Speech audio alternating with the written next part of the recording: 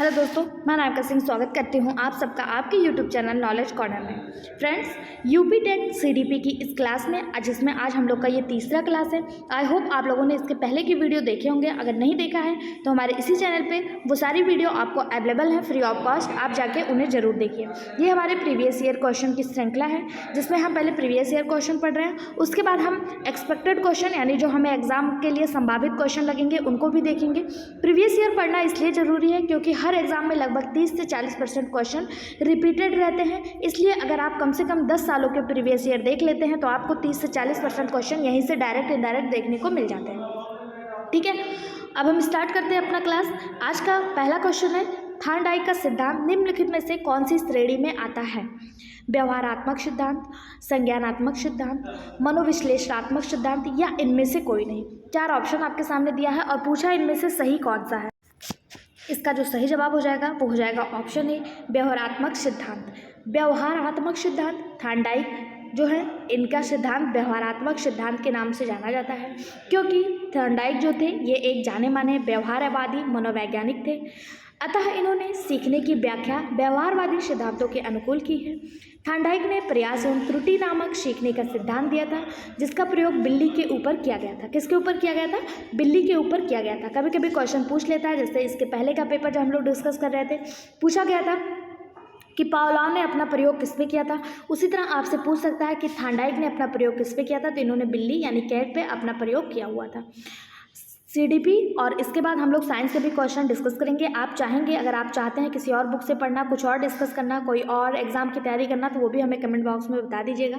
हम उसकी क्लासेस भी आपको करा देंगे। और आपको बता दें हमारे इसी चैनल पे टीजीटी पीजीटी बायोलॉजी की बहुत अच्छी क्लासेस यूथ पब्लिकेशन के प्रीवियस ईयर के साथ कराया जा रहा है। आप चाहें तो उसे भी ज्वाइन कर सकते हैं, जो आपको Bihar TRE, Uttar Pradesh TGT, Uttar Pradesh PGT सबके लिए हेल्पफुल होगा।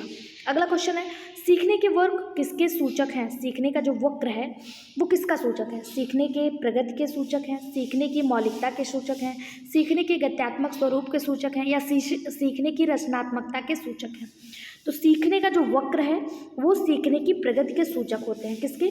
सीखने के प्रगति के सूचक होते हैं सीखने के वक्र। ठीक है, क्योंकि सीखने की मौलिकता, गत्यात्मकता एवं रचनात्मकता, सृजनात्मकता कार्यों से संबंधित होता है। अतः जो वक्र होता है वो किससे होता है? प्रगति का सूचक होता है। ऑप्शन ए इसका बिल्कुल सही जवाब हो जाएगा। अगला क्वेश्चन, व्यक्तित्व का सामाजिक अधिगम सिद्धांत किसने दिया था? बंडूरा और वाल्टर, डालराड और मिलर, कार्ल रोजर्स और युंग। व्यक्तित्व का सामाजिक अधिगम सिद्धांत, इसका जो सही जवाब हो जाएगा वो हो जाएगा ऑप्शन ए, बंडूरा और वाल्टर। व्यक्तित्व का सामाजिक अधिगम सिद्धांत जो है वो बंडूरा और वाल्टर ने दिया था। अगर आपसे पूछ लिया जाए कि कब दिया था तो इन्होंने 1977 में दिया था। जबकि अगर बात करें डालार्ड और मिलर की, इन्होंने अनुकरण अधिगम सिद्धांत दिया। कार्ल रोजर्स ने क्या दिया? तो कार्ल रोजर्स ने सूचना प्रक्रिया अधिगम सिद्धांत दिया था। और वहीं अगर बात करें युंग की, तो युंग ने विश्लेषणात्मक मनोवैज्ञानिक सिद्धांत दिया हुआ था। चारों वैज्ञानिक के सिद्धांत आपसे डिस्कस कर लिए। अगर आपको इसका पीडीएफ चाहिए तो हमारे टेलीग्राम चैनल को ज्वाइन कर लीजिएगा, जिसका लिंक इसी वीडियो के डिस्क्रिप्शन बॉक्स में मिल जाएगा और वहाँ से ये सारी चीज़ें आपको देखने को मिल जाएंगी। जैसे आप देखिए, बंडूरा और वाल्टर ने जो है ये सामाजिक अधिगम का सिद्धांत दिया 1977 में। डोलार्ड और मिलर ने अनुकरण अधिगम सिद्धांत दिया। कार्ल रोजर्स ने सूचना प्रक्रिया अधिगम सिद्धांत दिया और युंग ने विश्लेषणात्मक मनोवैज्ञानिक सिद्धांत दिया हुआ है। अगला क्वेश्चन, मिरर ड्राइंग परीक्षण निम्नलिखित में से किसके मापन हेतु प्रयुक्त होता है? व्यक्तित्व, बुद्धि, अधिगम या नैतिकता? मिरर ड्राइंग परीक्षण, इसका सही जवाब हो जाएगा ऑप्शन सी, अधिगम। मिरर ड्राइंग परीक्षण अधिगम या अधिगम को ही आप सीखना कहते हैं, सीखने के मापन में प्रयुक्त होता है। ऑप्शन सी इसका बिल्कुल सही जवाब हो जाएगा। वीडियो पसंद आ रहा हो तो प्लीज़ चैनल को सब्सक्राइब कर लीजिए और वीडियो को लाइक कर दीजिए। अगला क्वेश्चन है, केंद्रीय प्रवृत्ति का एक माप है? प्रसार क्षेत्र, माध्यिका, औसत विचलन या फिर मानक विचलन? सही जवाब ऑप्शन बी, माध्यिका। माध्यिका जो है ये केंद्रीय प्रवृत्ति की एक सांख्यिकी विधि है जिसके द्वारा स्कोर के केंद्रीय प्रवृत्ति की माप की जाती है। इसके अंतर्गत आपने नाम सुना होगा मीन यानी कि माध्य, माध्यिका यानी मीडियन, मीन, मीडियन और मोड, मोड जिसे बहुलक कहा जाता है, ये तीनों ही आते हैं। ठीक है, केंद्रीय प्रवृत्ति के अंतर्गत कौन आता है? मीन, मीडियन और मोड, यानी कि माध्य, माध्यिका और बहुलक। ऑप्शन बी इसका बिल्कुल सही जवाब हो जाएगा। अगला, निम्नलिखित में से कौन शेष से भिन्न है, यानी कि तीन जो है एक समान है एक अलग है, क्या है?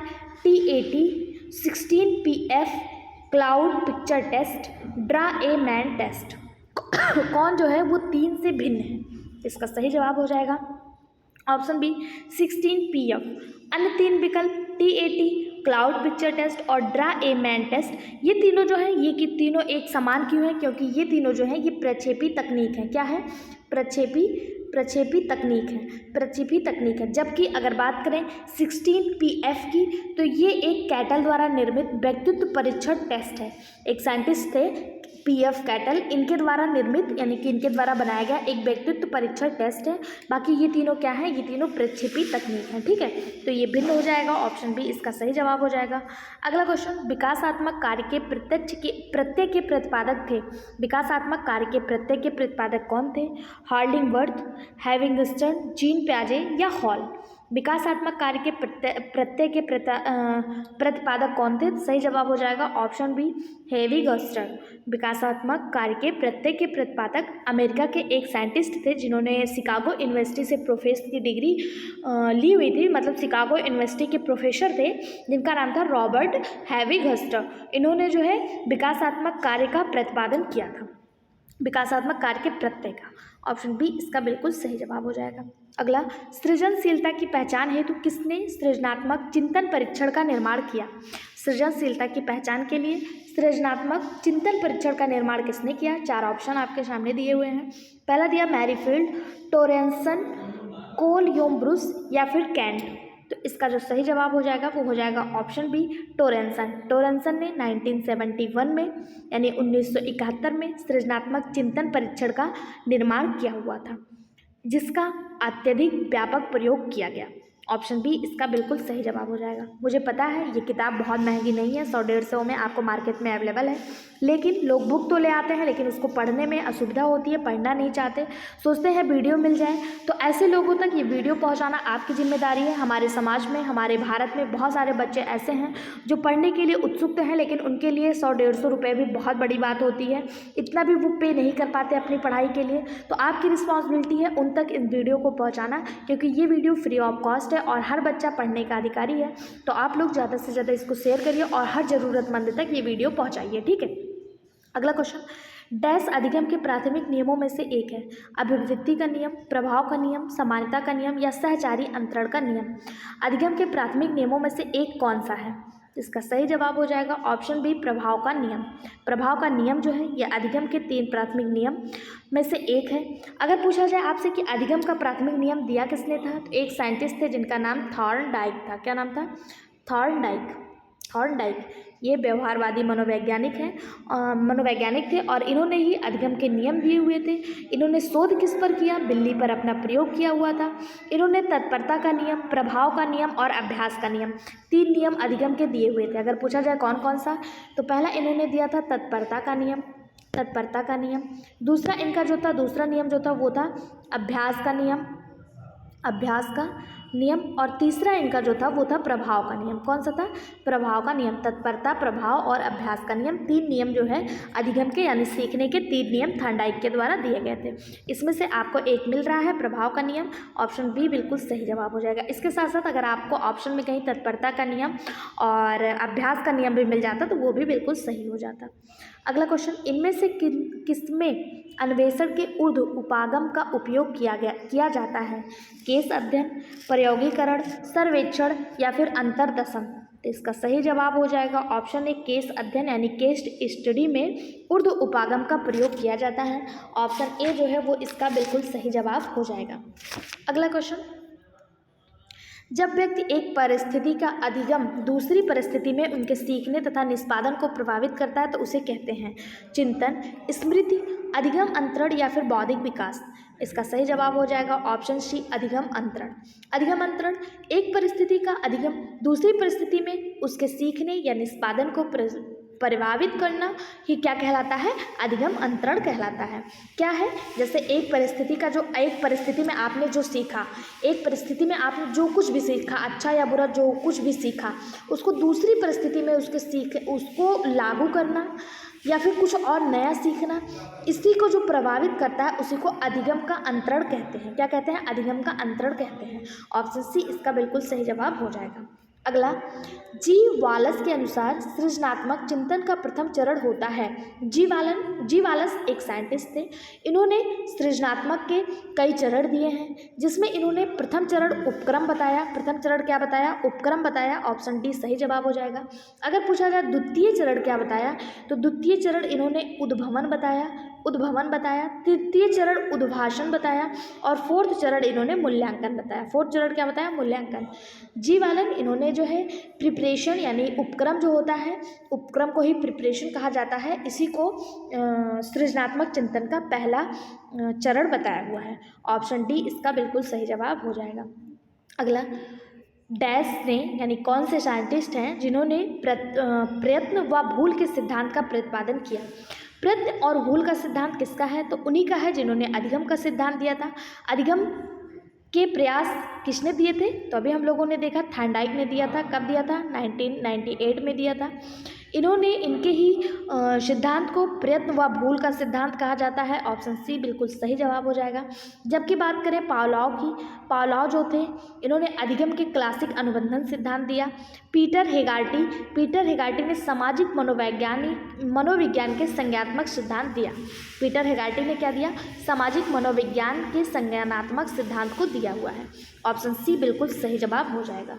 अगला, व्यक्ति के अंतर्गत उन मनोशारीरिक गुणों का गतिशील संगठन है जो पर्यावरण में उनके अपूर्व समायोजन को निर्धारित करते हैं। उक्त परिभाषा देने वाले हैं, यानी कि यहाँ पे आपको एक परिभाषा दिया हुआ है कि व्यक्ति के अंतर्गत उन मनोशारीरिक गुणों का गतिशील संगठन है जो पर्यावरण में उनके अपूर्व समायोजन को निर्धारित करते हैं। ये बात किसने कही, MLN फ्रायड, GW ऑलपोर्ट या फिर JE डैसे। सही जवाब हो जाएगा इसका ऑप्शन सी, GW अल्पोर्ट। यह परिभाषा जो है अल्पोर्ट के द्वारा दिया गया था। कब दिया गया था, 1937 में दिया गया था। कब दिया गया था, 1937 में, कि व्यक्ति के अंतर्गत उन मनोशारीरिक गुणों का गतिशील संगठन है जो पर्यावरण में उनके अपूर्व समायोजन का निर्धारण करता है। देखिए, जो हमारा यूपी टेट का एग्जाम है ना, यूपी टेट में जो हमारी CDP पूछी जाती है ये फैक्ट होती है। जब हम लोग सीटेट वगैरह आप लोग दिए रहे होंगे तो आपने देखा होगा उसमें बहुत ज़्यादा व्यवहारिक क्वेश्चन पूछे जाते हैं, जैसे बच्चे को सिखाने की क्या नियम है, टीचर की क्या गुण होना चाहिए, ऐसे क्वेश्चन पूछे जाते हैं। लेकिन यूपी टेट के जो CDP होती है ये बिना पढ़े आप नहीं क्वालिफाई कर सकते हैं, क्योंकि इसमें आपको एकदम फैक्ट पूछ लेगा कि कौन से वैज्ञानिक ने दिया, कब दिया, ये किसकी परिभाषा है, कौन सा चीज़ यूज किया, किस एनिमल पे किया, ऐसे पूछ लेता है, किस सन में किया। तो इसके लिए आपको थोड़ी सी मेहनत करनी होगी, और मेहनत करने के लिए हम आपके साथ हर कदम पे खड़े हुए हैं। आपको पहले प्रीवियस ईयर करवा देंगे, उसके बाद आपको आने वाले संभावित क्वेश्चन भी करवा देंगे। अगर आपके पास किसी बुक से कोई और बुक, ये जो है ये यूथ पब्लिकेशन का प्रैक्टिस सेट है, अगर आप कोई और बुक से CDP को सॉल्व करना चाहते हैं तो आप हमें मैसेज कर दीजिएगा, कमेंट बॉक्स आपके लिए ओपन है। तो हम जो है आपकी बात को जरूर सुनेंगे और उस बुक को भी सॉल्व कराने की पूरी कोशिश करेंगे, ठीक है। इसका जो सही जवाब है वो ऑप्शन सी हो जाएगा कि 1937 में GW अल्पोर्ट ने यह परिभाषा दिया हुआ था। अगला क्वेश्चन, सीखने में पलायन आधारित है। सीखने में पलायन आधारित है किस पर, सकारात्मक पुनर्बलन पर, नकारात्मक पुनर्बलन पर, लंबित पुनर्बलन पर या फिर पुनर्बलन की निष्क्रियता पर। सीखने में पलायन किस पे आधारित है, सही जवाब ऑप्शन बी, सीखने में पलायन नकारात्मक पुनर्बलन पर आधारित है। अगर आपको एक एग्जाम्पल के माध्यम से समझाया जाए तो आप ऐसे समझ सकते हैं, जैसे कि विद्यालय में बच्चों को कठोर दंड दिया जाता है तो विद्यालय कभी कभी अथवा कभी नहीं आते हैं। जो बच्चे हैं अगर उनको बहुत ज़्यादा कठोर दंड मिल जाएगा तो वो बच्चे जो क्या करेंगे, विद्यालय नहीं आएंगे, घर से निकलेंगे, कहीं और चले जाएंगे, क्योंकि उन्हें डर होगा। इसी को सीखने में पलायन की समस्या उत्पन्न होती है और इससे क्या होता है, नकारात्मक पुनर्बलन कहा जाता है। ये नकारात्मक पुनर्बलन पर आधारित है। सकारात्मक पुनर्बलन क्या है, जैसे कोई बच्चा है उसको कोई चीज़ नहीं याद आ रहा है, उसकी राइटिंग नहीं अच्छी है, कोई चीज़ याद नहीं हो रहा है, तो उसे क्या करिए आप शाबाशी, जहाँ आज आपने बहुत अच्छा किया, कल थोड़ा और बेटर करने की कोशिश करिएगा। आप तो बहुत अच्छा कर रहे हैं, आप सीख रहे हैं बहुत बहुत अच्छा सीख रहे हैं, तो उस बच्चे को भी थोड़ा मोटिवेशन आएगा और अगले दिन वो और बेटर करने का प्रयास करेगा। इसे सकारात्मक पुनर्बल कहेंगे। लेकिन किसी बच्चे को अगर नहीं याद है और आप उसे मारेंगे, बहुत कठोर दंड दे देंगे, धूप में खड़ा कर देंगे, हाथ ऊपर करवा देंगे, बहुत लंबे समय तक खड़ा रखेंगे, तो अगला दिन वो बच्चा स्कूल आने से कतराएगा। इसी को नकारात्मक पुनर्बलन कहते हैं। ठीक, ऑप्शन बी इसका बिल्कुल सही जवाब हो जाएगा।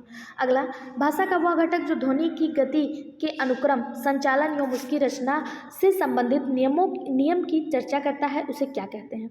अर्थ विज्ञान, व्याकरण, स्वर विज्ञान या इनमें से कोई नहीं। तो जो क्या कहते हैं, गति के अनुक्रम, संचालन और उसकी रचना से संबंधित है, उसे स्वर विज्ञान कहते हैं। क्या कहते हैं? स्वर विज्ञान कहते हैं। ऑप्शन सी इसका बिल्कुल सही जवाब हो जाएगा। अगला क्वेश्चन, वुडवर्थ के अनुसार स्मृति का आयाम नहीं है। वुडवर्थ एक साइंटिस्ट थे, इन्होंने कुछ चीज़ों को स्मृति का आयाम बताया था, जिसमें इन्होंने सीखना, धारण करना, प्रत्याहन और पहचान करना, ये चीज़ें जो है स्मृति के आयाम के रूप में 4 चीज़ों की 4 उपक्रियाएं इन्होंने बताई हुई थी। पूछा जा रहा है कौन सा स्मृति का आयाम नहीं है, तो धारण करना ये भी हम लोगों ने देखा है। उसके अलावा पहचान करना यानी कि पहचान करना भी अभी हम लोगों ने देखा है। उसके अलावा पुनर्स्मरण ये भी है, और जो नहीं है वो तर्क करना ये नहीं आता है। ठीक है, स्मरण के तात्पर्य पूर्व सीखने के विषय के पाठों को चेतना में लाने से होता है।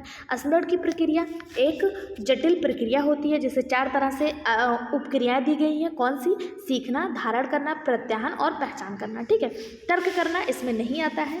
ऑप्शन डी इसका सही जवाब हो जाएगा। अगला क्वेश्चन, TAT द्वारा बनाया गया था। TAT किसके द्वारा बनाया गया? TAT है क्या? तो TAT जो है इसका फुल फॉर्म होता है थीमेटिक अप्रीपेंशन टेस्ट। थीमेटिक अप्रीपेंशन टेस्ट, ये जो है अगर हिंदी में बात करें तो इसे प्रासंगिक अंतर्बोध परीक्षण कहा जाता है। और ये किसके द्वारा निर्माण किया गया? तो ये निर्माण किया गया CD मॉर्गन के द्वारा। किसके द्वारा?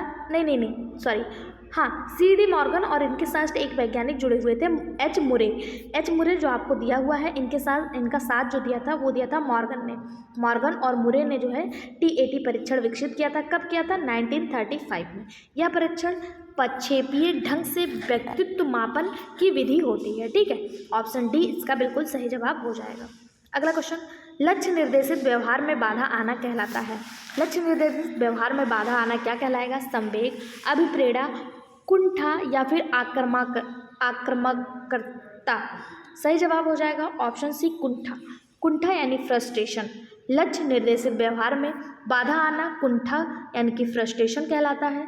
जब अनेक प्रयास के बावजूद भी बाधाओं का, अवरोधों का दूर नहीं हो पाता है, तो अपने आप में लक्ष्य तक जब आप नहीं पहुंच पाता, कोई भी व्यक्ति अगर लक्ष्य तक नहीं पहुंच पाएगा तो उसे दुख होगा, उसे एक प्रकार की मतलब विफलता महसूस होगी, जिसे मनोवैज्ञानिक भाषा में कुंठा या फिर फ्रस्ट्रेशन कहा जाता है। आप खुद पे लागू करके देखिए। अगर मान लीजिए आपने टारगेट रखा हुआ है कि इस बार का UP PGT का एग्ज़ाम जो है वो आप क्वालिफाई कर लेंगे, लेकिन कुछ ऐसी चीज़ें हैं जो आपके मार्ग में फंस रही हैं। आपका पढ़ने का तो मन है, लेकिन आपके घर की परिस्थिति ऐसी है, आप नहीं पढ़ पा रहे हैं, या फिर आपका शारीरिक स्वास्थ्य साथ नहीं दे रहा, कोई भी दिक्कत है और आप इस लक्ष्य तक नहीं पहुँच पा रहे हैं, फिर आप क्या करेंगे? धीरे धीरे आप जो है फ्रस्ट्रेट होते जाएंगे, आपको अपने आप में गुस्सा आने लगेगी, हर चीज़, कोई भी अच्छी चीज़ भी आपको बुरी लगने लगेगी।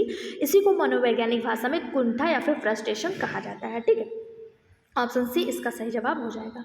अगला, आँख के रंग को कौन सा कारक प्रभावित करता है? वातावरण, आनुवंशिकता, हार्मोन्स या फिर समाज। हमारे आँख के रंग को कौन प्रभावित करेगा? तो माता पिता के आँख के रंग उनके बच्चों में जाना ही आनुवंशिकता कहलाता है। ऑप्शन बी इसका बिल्कुल सही जवाब हो जाएगा। इस तरह के साइंस के क्वेश्चन अगर आप पढ़ना चाहते हैं तो हमारे इसी चैनल से ज़रूर जुड़िए, जिसमें हम साइंस को बहुत अच्छे, मेरे द्वारा ही साइंस को हर एक चीज़ को एक्सप्लेन करके बहुत अच्छे से समझाने का प्रयास किया गया है। ठीक, सही जवाब ऑप्शन बी हो जाएगा। आँख के रंग कैसे होंगे, बच्चे का हाइट क्या होगा, बच्चे के बाल का कलर क्या होगा, बच्चे के स्किन का कलर क्या होगा, ये सारी चीज़ें उनके माता पिता से उनके बच्चों में जाता है। इसी को आनुवंशिक कहते हैं, और इसकी जो स्टडी की जाती है वो आनुवंशिकता के अंतर्गत की जाती है। आनुवंशिकता, फादर ऑफ आनुवंशिकता यानी father of genetics, Gregor John Mendel को कहा जाता है। इस तरह से साइंस को बहुत अच्छे से पढ़ते हुए हम लोग आगे बढ़ रहे हैं। अगर आप PGT की, UP PGT की या फिर टीचिंग एग्जाम की तैयारी कर रहे हैं तो ये चैनल आपके लिए बहुत ज़्यादा हेल्पफुल रहने वाला है, क्योंकि Bihar TRE UP TGT PGT, Uttarakhand TGT, कोई भी टीजीटी पीजीटी एग्ज़ाम हो किसी भी स्टेट का और आप टीचिंग एग्ज़ाम देने जा रहे हैं तो इस चैनल को सब्सक्राइब करके ज़रूर रखिए, क्योंकि यहाँ पे आपको सारे इंपॉर्टेंट नोटिफिकेशन अपडेट कराए जाते हैं। सही जवाब जो इसका हो जाएगा वो ऑप्शन बी हो जाएगा। अगला क्वेश्चन, आधार आयु निम्न में से किसके मापन से संबंधित है? रुचि, व्यक्तित्व, बुद्धि या अवधान। आधार आयु किसके मापन से संबंधित है? इसका सही जवाब हो जाएगा ऑप्शन सी, बुद्धि। आधार आयु बुद्धि के मापन से संबंधित है। किससे है? बुद्धि के मापन से संबंधित है। जिस उच्चतम आयु स्तर के सभी प्रश्नों को बालक सही हल करता है उसे आधार आयु या फिर आप कह सकते हैं बेसल ईयर कहते हैं। क्या कहते हैं? बेसल ईयर कहते हैं। तथा जिस आयु स्तर का कोई भी प्रश्न वह हल नहीं कर पाता है उसे बालक के लिए टर्मिनल आयु या टर्मिनल वर्ष कहा जाता है। आधार आयु का संप्रत्यय विलियम स्टर्न एक साइंटिस्ट थे, विलियम स्टर्न, इन्होंने 1912 में दिया था। कब दिया था? 1912 में। मतलब यहाँ पे क्या कहा जा रहा है? आधार आयु है क्या? तो जिस उच्चतम आयु स्तर के सभी प्रश्नों को बालक जो है आसानी से सॉल्व कर लेता है उसे उसका बेसल ईयर, आधार वर्ष या आधार आयु कहते हैं। और जिस प्रश्न को वह हल नहीं कर पाता है उसे उसका टर्मिनल ईयर या टर्मिनल आयु कहते हैं। एक एग्जाम में आपको आधार आयु देखने को मिला तो हो सकता है नेक्स्ट एग्जाम में आपको टर्मिनल आयु पूछ ले, तो जो डिस्कशन कराया जा रहा है ना वो भी आपके लिए उतना ही इंपॉर्टेंट है जितना कि ये प्रश्न, तो उसको भी ध्यानपूर्वक पढ़ा करिए, सुना करिए। अगर हो सके तो A4 पेपर ले लीजिए, उस पर कहीं से अलग फैक्ट जो है वो नोट करके रख लिया करिए। अगला क्वेश्चन है, शिक्षक द्वारा कक्षा में डांट पड़ने पर छात्र यदि घर आकर अपनी छोटी बहन पर गुस्सा इजहार करता है तो वह किसका उदाहरण बनता है? मतलब शिक्षक द्वारा डांट पड़ने पर कोई छात्र है वो घर आया और अपने सारे गुस्से को अपनी बहन पर निकाल दिया, अपने घर के किसी छोटे मेंबर पे निकाल दिया, अपनी फैमिली पे निकाल दिया, तो वो किसका उदाहरण है?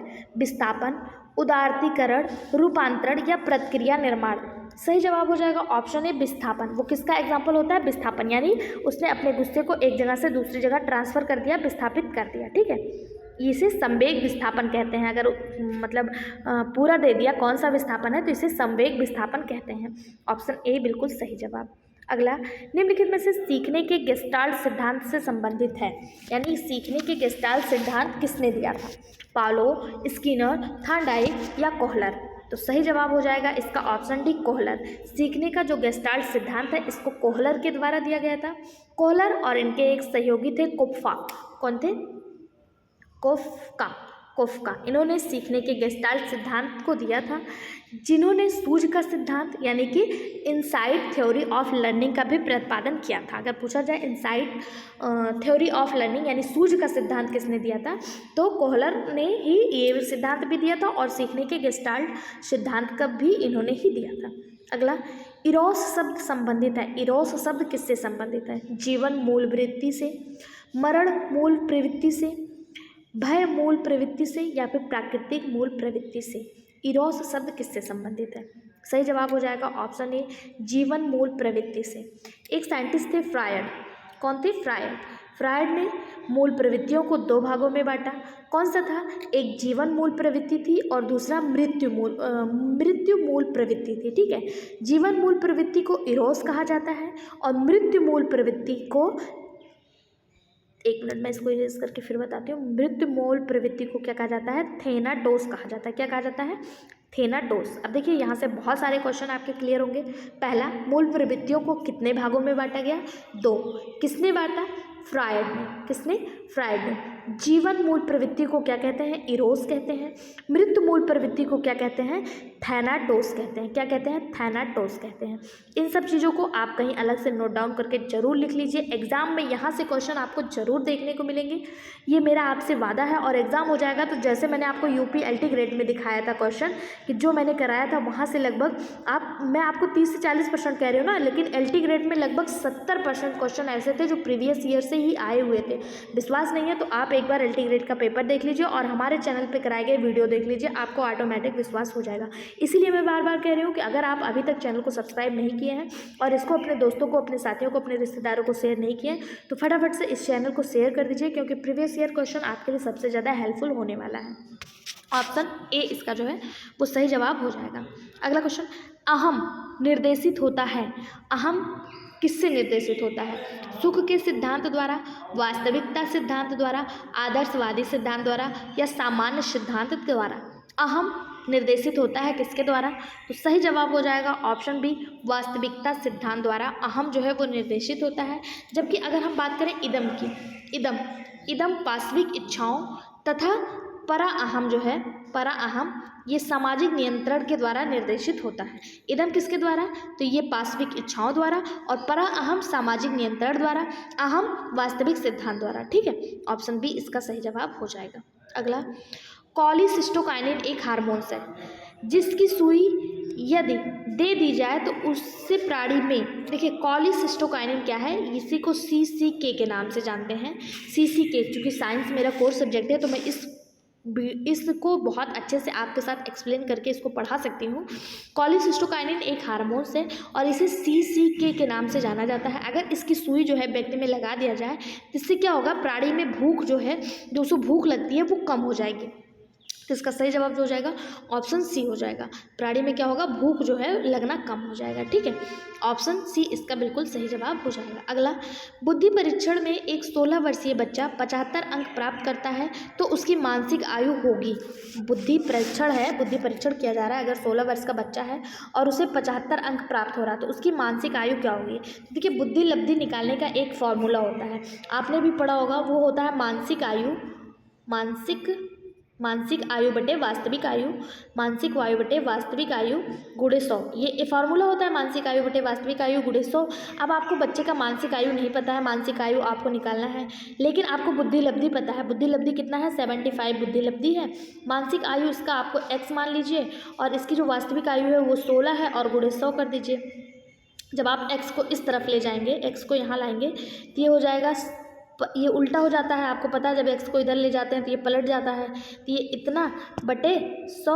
अब आप इसको काटिए, अब आप इसको काटेंगे, अगर इसको मान लीजिए काटेंगे 15 3 75, 15 चौके नहीं 15 30 या 15 चौके 60, 25 75, 15 25 75 और 15 छक्का 90, नहीं 100 नहीं कटेगा 15 से।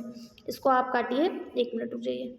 75 गुणे 16 बटे 100 आप काटिए 25 से, 25 या 75, 25 चौका 100, नहीं ये नहीं रहेगा, 25 चौका 100। अब इसको काटिए 16 32, 4 चौका 16, 4 एकम 4। अब इसका आपका निकल के आ जाएगा कितना? 12 वर्ष। कितना निकल के आ जाएगा? 12 वर्ष। आप सॉल्व करके देख लीजिएगा। देखिए अब इसको 3 गुणे 4 अगर आप कर देंगे, 3 गुणे 4, 4 8 4 3 12, कितना निकल के आ जाएगा? 12। इन दोनों जो ये बचा है इसको मल्टीप्लाई कर दीजिए आपस में कटने के बाद, तो 12 वर्ष निकल के आ जाएगा। ऑप्शन ए इसका बिल्कुल सही जवाब हो जाएगा। अगला क्वेश्चन, केंद्रीय तंत्रिका तंत्र में होता है, केंद्रीय तंत्रिका तंत्र में क्या होता है? सभी अंग, मस्तिष्क, मेरुदंड या फिर मस्तिष्क तथा मेरुदंड। ये आप जो है ना नर्वस सिस्टम वाले चैप्टर में बहुत अच्छे से साइंस में पढ़ेंगे। अगर आप पढ़ना चाहते हैं तो अभी हमारा साइंस में एक्सक्रेशन चल रहा है, शायद नहीं रिस्पायरेशन, ब्लड सर्कुलेशन खत्म हो गया है। अभी ब्लड सर्कुलेशन के बाद हम जो है एक्सक्रेशन पढ़ाएंगे, उसके बाद नर्वस सिस्टम पढ़ाएंगे। अगर आप बहुत अच्छे से साइंस को पढ़ना चाहते हैं तो हमारे उस चैनल, उस वीडियो से भी जरूर जुड़ें। ठीक है, इसका जो सही जवाब हो जाएगा, केंद्रीय तंत्रिका तंत्र में मस्तिष्क तथा मेरुदंड होता है, यानी ब्रेन और हमारा मेरुदंड यानी जिसे बैकबोन कहते हैं, ये दोनों होता है। ऑप्शन डी इसका बिल्कुल सही जवाब हो जाएगा। अगला क्वेश्चन, मनोग्रसित बाध्यता विकृति 1, मनोग्रसित बाध्यता विकृति 1 क्या है?